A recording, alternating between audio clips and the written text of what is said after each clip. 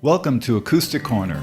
I'm Steve Rothenberg, and each week we'll explore the world of acoustic music, from blues to bluegrass, classical, flamenco, and fingerstyle guitar, and everything in between.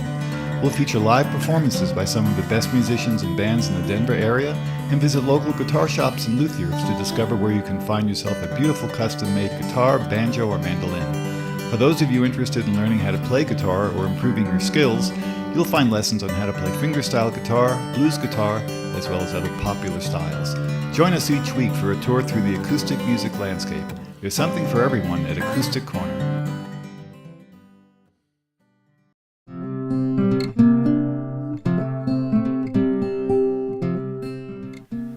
Well, I'm here with Reed in one of his guitar rooms. Boy, I wish I had a room look like this.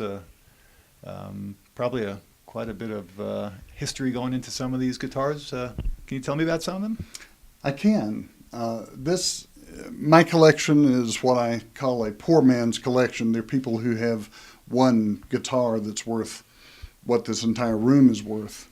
But it's an interesting group of instruments I've collected partly by being able to do some of the repair and restoration, which helped me to afford them, and partly just by serendipity. Sometimes I'd walk into a thrift shop or an antique store and there would be something.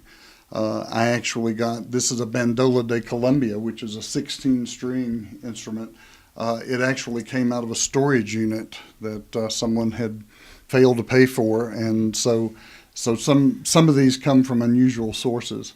Right. So if I look on Craigslist, I'm probably not going to find a Bandola de Colombia. You might at Craigslist South America, you might find one, but not here. It's a pretty rare instrument to find one locally. Mm-hmm.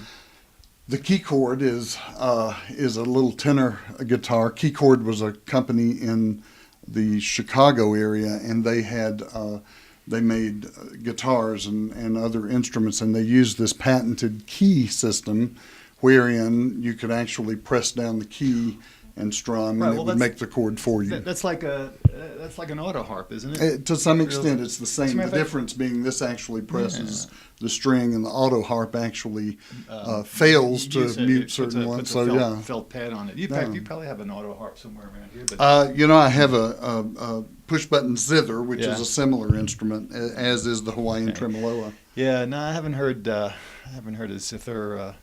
Where would I would have heard a zither before? I don't know. we'll have to look on YouTube. I'm sure we'll come up with something. I'm sure.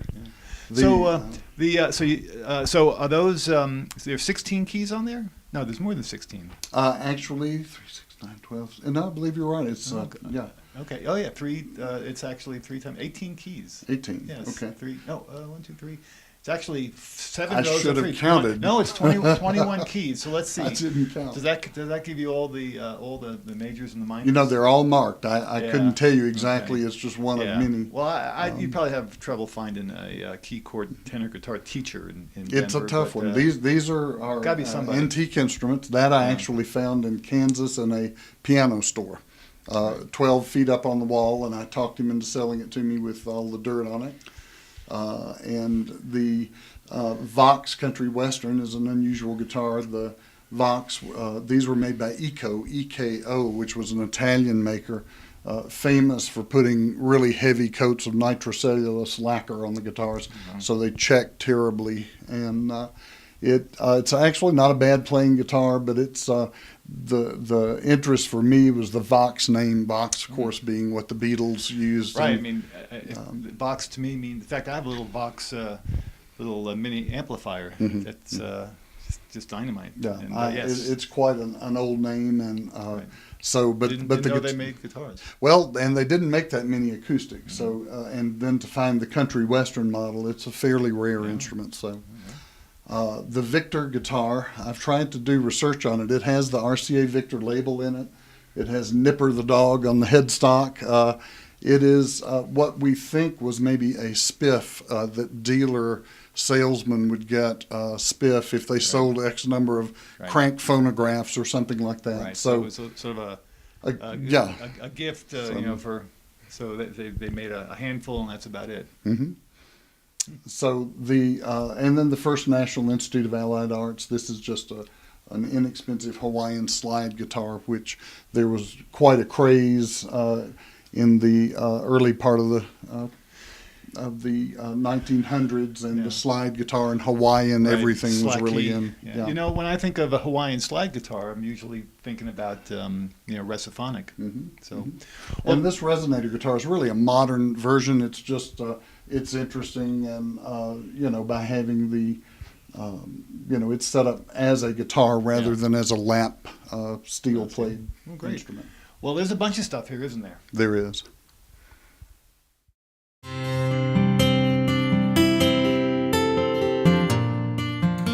Hi, this guitar is a 1955 D28. I'm playing an open G tuning, and this is a song called Susanna Revisited, and it's about a woman that was captured and killed by Indians in 1869, Susanna Allardyce, that I wrote a book about called Dog Soldier Justice.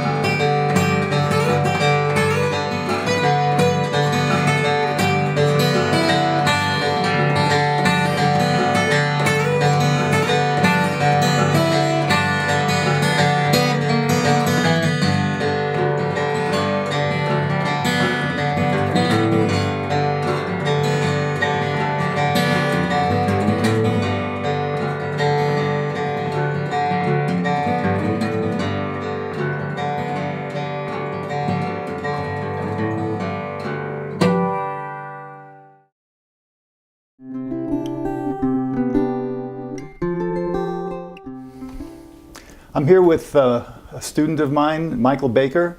Mike's been a student of mine for about 4 months, right? Yeah. And you didn't play guitar before that, right?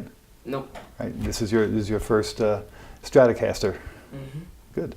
Well, we're going to do a little finger picking today, and you can finger pick on an electric guitar just as well as an acoustic. So we've done a little finger picking, but not a whole lot. So this is what I'd like you to do. Of course, we have thumb, index, middle. So this is going to be an 8-beat finger picking pattern. It's going to be thumb, index, middle, thumb, index, middle, thumb, index. So 1, 2, 3, 4, 5, 6, 7, 8. So why don't you just try to play that a couple of times. Excellent. Do it again. To do 3 of those in a row. Good.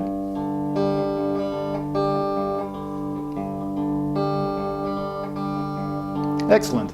And by the way, our guitars are tuned to open G, down from standard tuning, so that way you can strum and play a chord. And this is the first time we've actually played in open tuning, isn't it? Mm-hmm. So just for your information, the strings we have here are D, G, another D, G, a B, and then a D. And if you have a chromatic tuner, you can easily tune down to these strings. Or since your guitar in standard tuning already has a D and a G and a B in it, you can tune the other strings that are like the E string and the A string. They're easy to tune to the D and G because you've already got them. The third string is a G, and the second string, the fourth string is a D. So you actually don't even need a tuner if you've got a pretty good ear. Okay, so let's try that picking pattern once again. That 8-finger. So this is actually a banjo forward roll, which is a thumb, index, middle. Except we're making it, we're playing it in 8 beats, which is why the last 2 beats you don't end up playing the middle finger. You end on the index finger. So let's see. Play that again.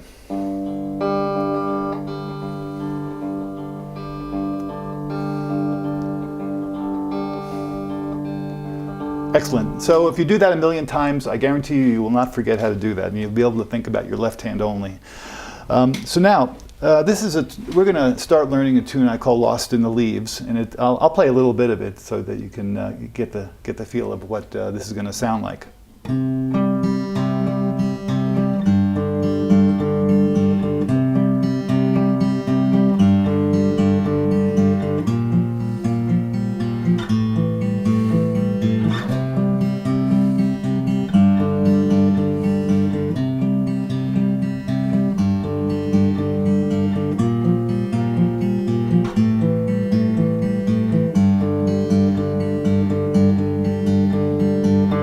So that's the introduction.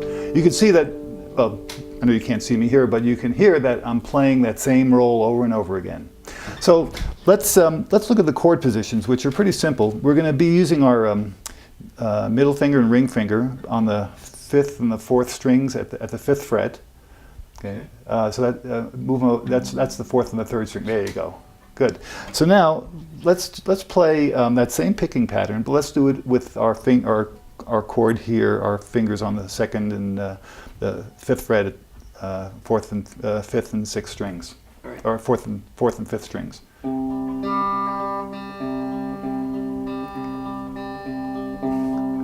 Okay, great. So now let's do this. Let's play 8 beats. Then let's lift our fingers and play the same 3 strings, except now we're playing an open chord.